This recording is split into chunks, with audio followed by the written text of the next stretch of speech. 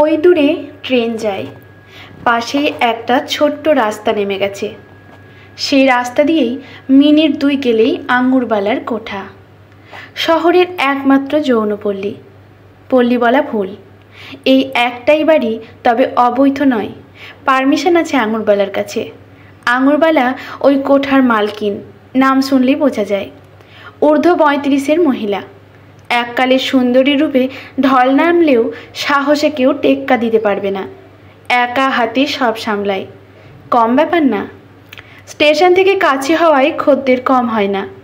পাশেই মদের ঠেক আছে, এটাও একটা উপরি পাওনা। তবে যত না উপরি লাভ, তার থেকে বেশি সমস্যা এই ঠেকটাকে নিয়ে। টনটিটকিরি তো যাই হোক, ওদের গায়ে মাখলে চলে না, কিন্তু মাতাল হয়ে গালিগালাজ আর কোঠায় ঢুকে মেয়েদের সাথে ধস্তাধস্তিটা পছন্দ হয় না একদম। কদিন থেকে সেটা বেড়েছে। হ্যাঁ, এই পুজোর মরশুমে অত্যাচারটা বাড়ে। পুলিশে বলে রেখেছে, লাভ হয় না তেমন। দুটো হামবড়া প্রতিশ্রুতি দিয়ে ওসি আবার এক রাত ফ্রিতে চায়। মাদার চোদ শালা, এটুকু ভেবে নিজেকে ফের শান্ত করলো আঙুর। খুব ধৈর্য ধরে না থাকলে ব্যবসা চালাতেও পারবে না। আজ কালী পুজোর রাত, একটু রাত না বাড়লে আজ খদ্দের হবে না, তাই প্রস্তুতিটা নিতে তো হবেই। তাই সাজগোজ চলছে। আঙুর সহ বাকি সবাই নিজের নিজের রুমে আয়নার সামনে ব্যস্ত। চোখের কাজল আর নাকে গালের লালি দিয়ে ঢেকে যাচ্ছে মনের অনিচ্ছাগুলো, যেন চরিত্রের ওপরে টাকার একটা মোটা প্রলেপ। বড় মা, বড় মা, হাঁপাতে হাঁপাতে ঢুকলো পলু। এই বাড়ির একমাত্র ছেলে, বছর 7 বয়স। ওর মা এখানেই কাজ করত, ডেলিভারির সময় মরে গেল, আর সেই থেকেই আঙুর ওকে মানুষ করছে। কি হলো পলু? এই তিনি সন্ধ্যাবেলা কোথায় গেছিলি? হাঁপানি থামিয়ে ঢোক গিলে পলু বলল। তিন্নি দিদির সাথে। চমকে উঠল আঙুর। মেয়েটা এই 2 সপ্তাহ হলো এসেছে কোঠায়। ওর বাবা ওকে বিক্রি করে দিয়েছিল, শেষমেশ এইখানে ঠাঁই হয়েছে। আজ ওর মাসিক শুরু হয়েছে সকালে, কিন্তু কাউকে বলেনি ভয়ে। ব্যবসার রমরমা সময়ে ওসব হলে তো খুব লস, কাউকে তাই বলতে পারেনি ভয়ে। শেষে যখন জানা গেল, তখন বাকি মেয়েদের সে কি খিস্তাখিস্তি।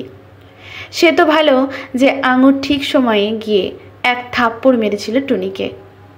আমার কোঠার মেয়ে, আমি বুঝবো, তুই নিজের খদ্দের সামলা। কদিন থেকেই তোর রিপোর্ট ভালো আসছে না। কিচ্ছু বলিনি একদিন, কিন্তু এসব করলে তোর কপালে দুঃখ আছে বলে দিলাম। এই বলে তিন্নিকে জড়িয়ে নিয়ে আঙুর ওর হাতে 2টো নোট ধরিয়ে দিয়ে বলেছিল, সন্ধেবেলা যাস, ওই রোডের ধারে ওষুধের দোকানে নিয়ে আসিস। কোঠায় কেউ ওসব ব্যবহার করে না, কাপড় দিয়েই চলে। কিন্তু তিন্নির মায়া ভরা মুখটা এমনি যে। তিন্নি দিদি কই? পলু জিজ্ঞাসা করলো আঙুর। মুখে ওর চিন্তার ঘাম। ওরা ধরে নিয়ে গেল বড় মা। কি বলছিস? কারা? কোথায় নিয়ে গেল বল? হারু, ওই বেলতলার মাঠে। হারু? বুকটা ধড়াস করে উঠল আঙুরের। হারু হলো পাড়ার পলিটিক্যাল গুন্ডা। এই সামনের থেকেই মদ খায়, রোজ রাতে খিস্তি আওড়ায়। খুন রাহাজানি কি নেই ওর নামে। ওর পাল্লায় পড়লে তো দুশ্চিন্তায় কেঁপে উঠল আঙুর। দুধদার করে সিঁড়ি দিয়ে নেমে হাঁক পড়ল, টুনি আমি বেরোলাম, তুই দরজা বন্ধ করে রাখ, আমি না এলে খুলবি না। কিন্তু বড় মা খদ্দের? যা বললাম কর, আর পুলিশে ফোন করে বল বেলতলার মাঠে যেতে, খুব বিপদ। দরজাটা দড়াম করে লাগিয়ে ছুট দিল আঙুর। পিছন পিছন ছুটছে পলু।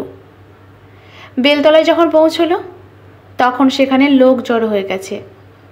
ভিড় ঠেলে ঢুকতেই দেখলো মাঠের পাশে পড়ে আছে ফুটফুটে মেয়েটার শরীর। রক্তে ভেসে যাচ্ছে শাড়ি, আর চোখ বেয়ে গড়িয়ে আসছে নিথর জলের ধারা। আঙুর হুড়মুড়িয়ে গিয়ে বসলো তিন্নির কাছে। তিন্নি, এই তিন্নি, ওঠ মা, কি হয়েছে বল? চারপাশে তাকিয়ে চিৎকার করলো, এই তোমরা হাত লাগাও, নিয়ে যেতে হবে ওকে হাসপাতালে। ওই কি হলো রে শোরের বাচ্চা, শুনতে পাচ্ছিস না? তোদের পায়ে পড়ি, একটু হেল্প কর না। না, কেউ এলো না। বেলতলার পাশেই একটু দূরে একটা কালী পুজো হয়, অনেক বছরের পুরনো আর বেশ বড়। লোকগুলো হয়তো পুজো দেখতে এসেছিল, কিন্তু মায়ের হাতে অসুরের নিধন দেখার থেকে হয়তো অসুরের হাতে মায়ের সম্মানহরণ দেখে বেশি মজা পেয়েছে। রাগে কষ্টে গা রিরি করে উঠল আঙুরের, কিন্তু কাঁদল না। পলুকে বলল, তুই এখানে থাক, আমি মন্দিরের কাছে যাই, ওখানে পুরুত কাকা আছে, যদি কিছু হেল্প করে। আঙুর ছুট লাগালো মন্দিরের দিকে। পুরোহিত আশিসবাবু প্রৌঢ় ভদ্রলোক, খুব ভালো মনের ও উপকারী। সবার সামনে সমানভাবে ভালো ব্যবহার করা তার গুণ। এখন সেই আশা শেষ আঙুরের। মন্দিরের কাছে আসতেই আঙুরের সেই আশার আলোটাও যেন দপ করে নিভে গেল। হাড়ু আর মাতালের দল চত্বরে গোল করে বসে যেন তামাশা জুড়েছে।